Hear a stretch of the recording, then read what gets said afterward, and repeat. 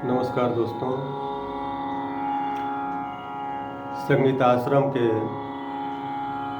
संगीत प्रश्नोत्तरी पेज के अध्याय 3 में आपका स्वागत है। पिछले अध्याय में हम लोग चर्चा कर रहे थे अवनद्ध वाद्य की। अवनद्ध वाद्य वो वाद्य हैं जो वाद्य चमड़े से मढ़े होते हैं, जैसे तबला, ढोलक, मृदंग, पखावज, डफ, नगाड़ा, डमरू, ताशा आदि। तार लगे वाद्ययंत्रों के नाम लिखें या बताएं।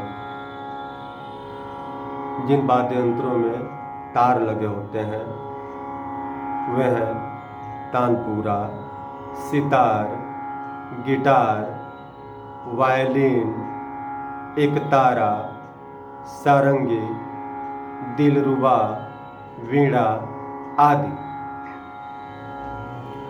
हवा के दाब या मुंह के फूंक द्वारा बजाए जाने वाले वाद्ययंत्र कौन कौन से हैं? सुशिर वाद्य जैसे शहनाई, बांसुरी, बीन, हारमोनियम, बिगुल, सिंगा, माउथ ऑर्गन आदि। अब आलाप किसे कहते हैं? स्वरों का धीमी गति में किया जाने वाला विस्तार, जो कि रुक रुक कर किया जाए, उसे आलाप कहते हैं।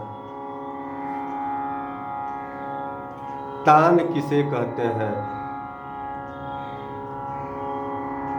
स्वरों का दुगुन, चौगुन या अठगुन आदि की लय में तैयारी के साथ किया जाने वाला विस्तार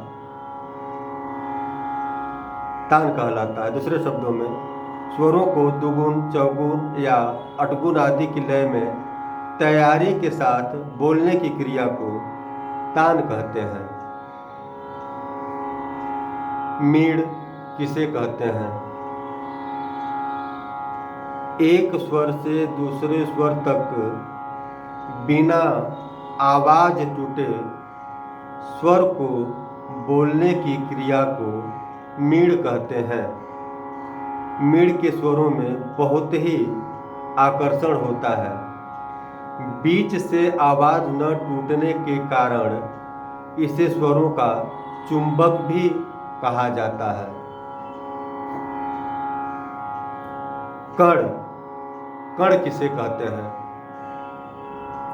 गायन या वादन के प्रस्तुति में रागों को मधुरता प्रदान करने के लिए कभी कभी एक स्वर का उच्चारण करते समय दूसरे को स्पर्श करने की क्रिया को कण स्वर कहते हैं।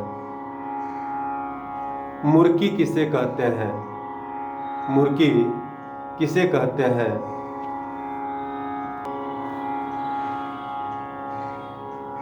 जिन स्वरों का मीड़ सहित जब खटके के साथ प्रयोग होता है तो उस क्रिया को मुर्की कहते हैं। मुर्की किसे कहते हैं? तो 3 स्वरों का मीड़ सहित जब खटके के साथ प्रयोग होता है तो उस क्रिया को मुर्की कहते हैं। अब खटका किसे कहते हैं? खटका किसे कहते हैं?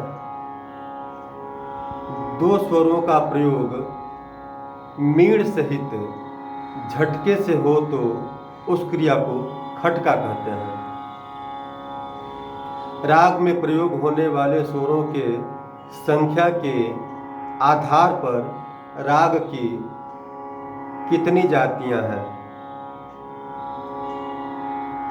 तो राग में प्रयोग होने वाले स्वरों की संख्या के आधार पर राग की मुख्य 3 जातियां हैं और सहायक उसके और या उप और 6 जातियां, इस तरह से मिलकर कुल 9 जातियां होती हैं। 3 मुख्य जातियां कौन हैं? औरव, साड़व और संपूर्ण। और जब इनको मिला करके बाकी जातियों की रचना करते हैं तो कुल 9 जातियां हो जाती हैं। जैसे औरव, साड़व, औरव, औरव, औरव संपूर्ण, फिर साड़व साड़व, साड़व औरव और साड़व संपूर्ण, फिर संपूर्ण संपूर्ण, संपूर्ण साड़व और संपूर्ण औरव। इस तरह से कुल 9 जातियां हो जाती हैं। जातियों के स्वरों की संख्या बतावें या लिखें। तो औरव स्वर है 5 स्वर का, औरव जाति है 5 स्वर का, साड़व के स्वर हैं 6, साड़व जाति का मतलब होता है 6 स्वर, और संपूर्ण जाति का मतलब होता है 7 स्वर। इनके आधार पर ही जातियों की रचना भी हुई है। जैसे औरव औरव, औरव साड़व, औरव संपूर्ण, साड़व औरव, साड़व साड़व, साड़व संपूर्ण, संपूर्ण औरव, संपूर्ण साड़व और संपूर्ण संपूर्ण। अब अगला प्रश्न है थाट। थाट किसे कहते हैं? 7 स्वरों का वह समूह जिससे किसी राग की रचना हो थाट कहलाता है। अब अगला प्रश्न, थाट कितने होते हैं? तो थाट कुल 10 होते हैं। भारतीय संगीत में, उत्तरी भारतीय संगीत में 10 थाटों की रचना मानी जाती है। पहला है बिलावल, दूसरा कल्याण, तीसरा खमाज, चौथा आसावरी, पांचवा काफी थाट, छठवां भैरवी, सातवां भैरव, आठवां मारवा, नौवां पूर्वी तथा 10वां तोड़ी थाट। इस तरह से थाटों की संख्या कुल 10 है। अब प्रश्न है आश्रय राग किसे कहते हैं? उत्तर है अपने नाम वाले थाट से उत्पन्न राग को आश्रय राग कहते हैं। इनकी संख्या 10 है, वही 10 संख्या जो 10 थाट हैं।